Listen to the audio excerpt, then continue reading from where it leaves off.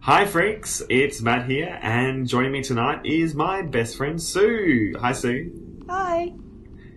So tonight we thought we'd do something a little bit different, and we're going to be giving our top 10 favourite horror movies of the 1970s.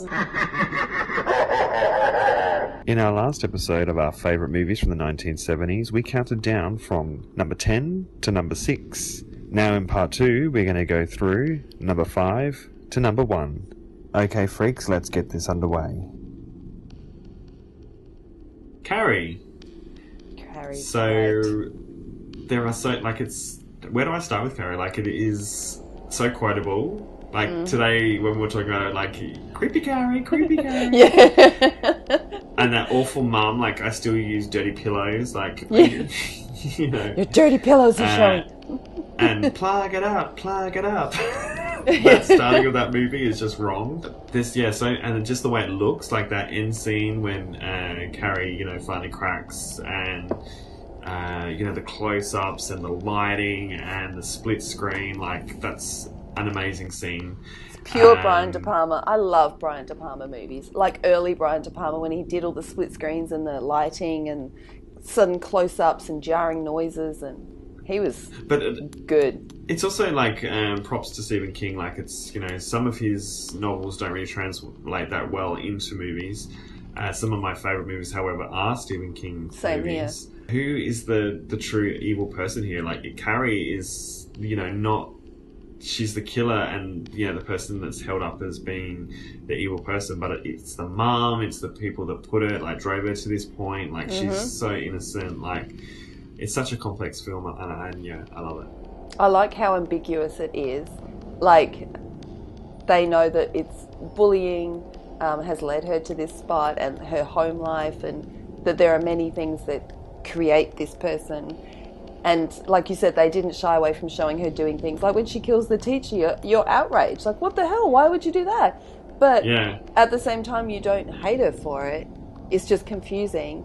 So they allow her to be grey, which I quite like. Yeah.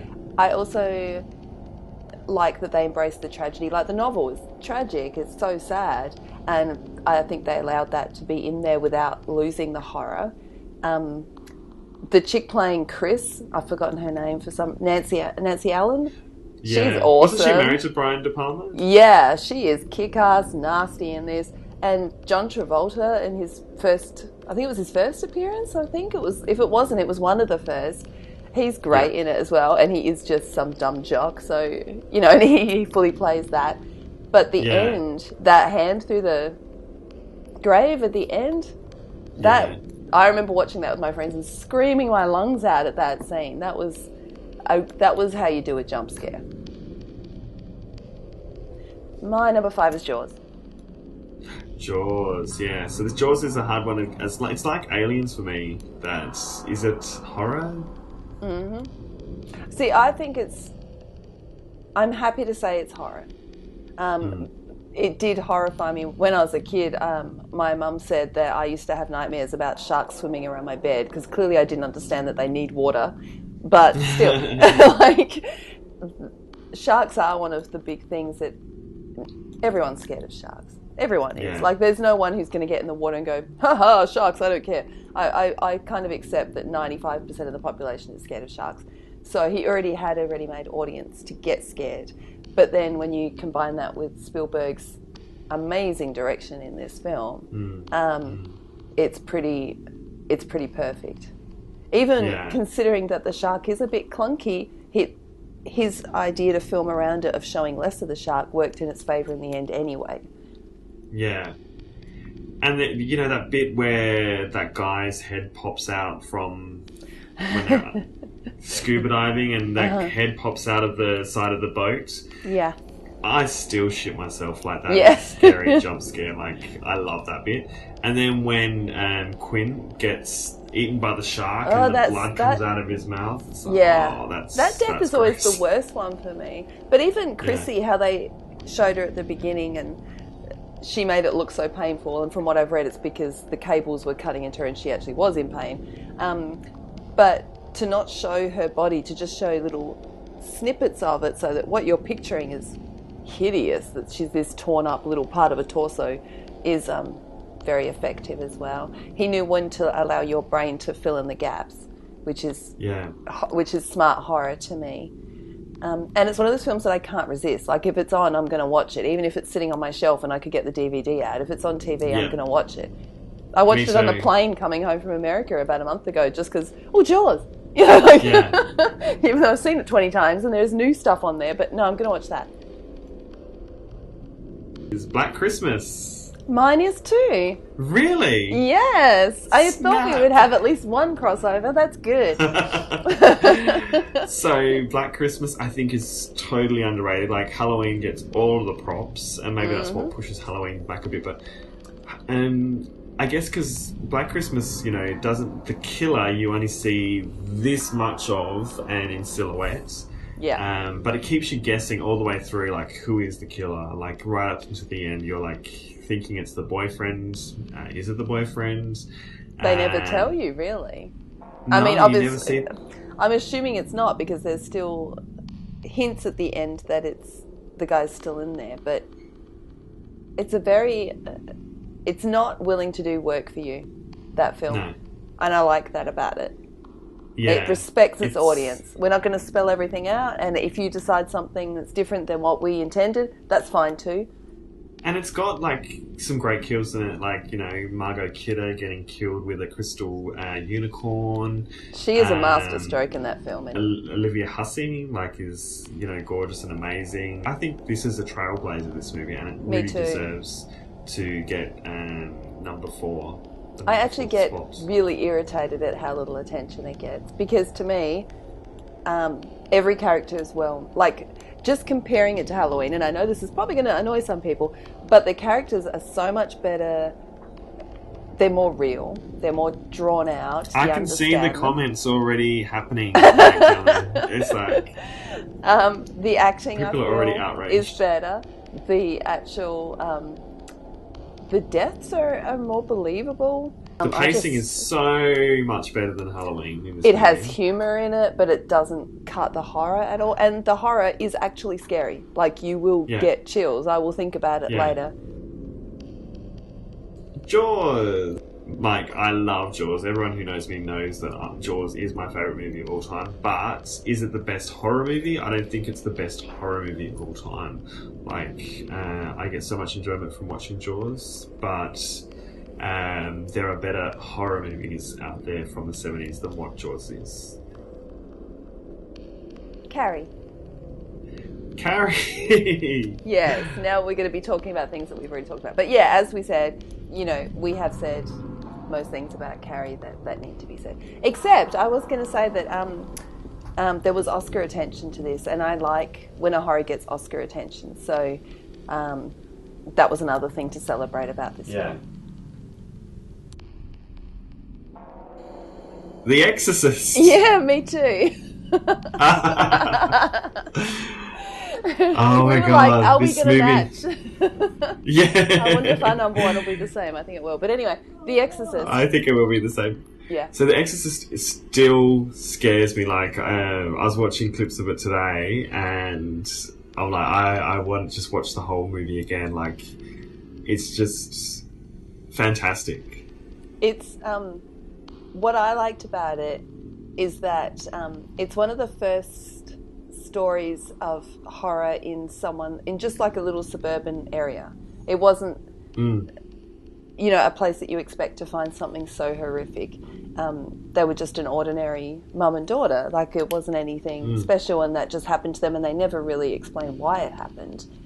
And the slow build, even the stuff that was happening at the beginning, the sort of slow things, just when she walks out into that party and pees all over the carpet and says, "You're all going to die up there," or those sorts of scenes, they're very simple, but they have quite the impact, I think. Like, they were quite horrific. And then when you launch into her flipping on the bed, and then you go to that horrible having sex with a crucifix stuff, you're like, whoa, what the hell? This is full-on movie, and it just gets more and more intense. when like they don't hold back. Like, No. do you know what she did? Your cunting Oh, daughter. oh my god. Like, it's so quotable, but you know, you have to be careful where you quote it. You know, I'm not going to walk around saying "fuck me, Jesus," but you know, that's a quote. It's a pretty good quote. But yeah. And that bit where she's on the bed and she's like backlit and she's doing that like thing, like it's beautiful. And you think Linda Blair like wasn't that old? Like, it's like, my god, like it's a lot to put her through. What this actress has done, like, yes. you know, when she's all made up, like, she looks bloody scary. Yeah, it is also a scary film, and they have all those subliminal or very brief shots of the devil's face throughout it, which just adds to the horror. The priest and his mother, that scene with his mother walking off. That's just it. Actually, you just saying that makes me go a bit chills. There is some sort of power about that film that sometimes makes me a bit uncomfortable watching it. And I know that sounds stupid, but there is something about it. I watched it on my 16th birthday party. I remember that. I made all these other girls watch it. Lucky them. But this kind of friend I was. But I still, it's not like I sit down and just pop it in for a lazy afternoon of movie viewing. It's something I'd have to gear up to watch. I'm constantly on edge, like when I'm watching The Exorcist, I'm like, oh, it's one of those movies that really, you know, gets me on edge, and it's, not a pleasant sort of film to watch. But it's so good. The Texas Chainsaw Massacre. Yeah, Texas Chainsaw Massacre. I mean, that is my favourite horror of all time, so it was kind of a no-brainer for me anyway. But that film had so much impact, has so much behind it, so much to say, and even if you don't care about all the background story, the front story is amazing anyway. So, yeah, I think it's great. So many layers.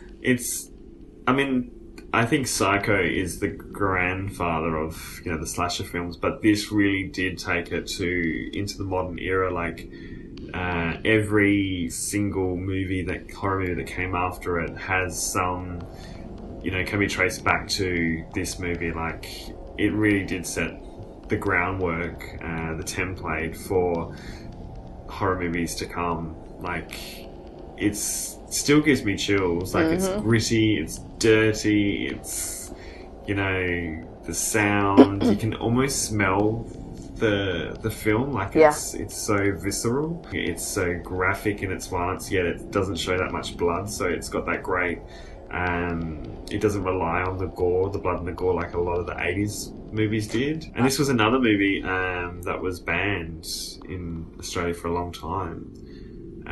Travesty. Which I think it was a travesty, and it sort of added to the mythos behind it. So when it's one of those movies that I was desperate to see, and it didn't disappoint. Yeah, me too. It's funny because, like I said, The Exorcist was a film I watched on my 16th birthday. This is a film I watched on my prom night. So wow. Yeah, I knew how to celebrate, I'm telling you. But I remember taking it to my friend's house. So we'd had our prom, we're sitting there in our taffeta dresses, mine was black, obviously, and we put in our movies I was a goth, and we put in our movie to watch, started watching it. We got to the scene where he slams, you know, when he bangs the guy on the head with the sledgehammer, drags him in, slams that door shut, and then we were like, let's turn it off. We were done at that point. We watched the rest the next morning. When he's light. like shaking around, like, that whole sequence is so beautiful and scary and nasty. Like, it has everything. Like I said that in our review, that tracking shot following her, and then her trying to get away and him dragging her out, and then the other guy, and I don't know, there was just so much. Her being put on the hook. Yeah, which is all nasty graphic stuff. I remember reading about it because I read a review in the 80s of what films you need to watch as a horror fan, which is why those two were watched that year. And it said you need to watch Texas Chainsaw because it's like the mother of gory films. It's like the goriest film you can watch. And I watched it and I remember thinking, there's no gore in this. It's just what your head has done. He's shown you the beginning of a scene and you've added in all the blood and guts and stuff. But they never really show it at all. That last scene where, you know, she gets on at the back of the car and just loses it. Like it's that's how you feel at the end of the film. Like you just feel like screaming and laughing in crazy terror because that was a scary roller coaster of a movie. I'm impressed that we're both in agreement with our first and second positions. And I think if you are watching this channel and you are a horror freak, if you're a true freak, you need to have watched Texas Chainsaw Massacre at the least. At the least. And you go through this list and watch these because these are all amazing films. And we've pretty much agreed on most of the films that we've listed tonight. So, go through and watch them if you haven't already watched them. If you think we've missed out on anything, or if you disagree with us at all and you have some others to add in there, we'd love to hear it. So leave your comments below, or get in contact with us on Twitter or on Facebook. But thanks so much for watching this episode. We've had a lot of fun, haven't we, Sue? Absolutely. It's been so much fun. Until the next episode, keep watching those horror movies and commenting. Bye for now. Bye.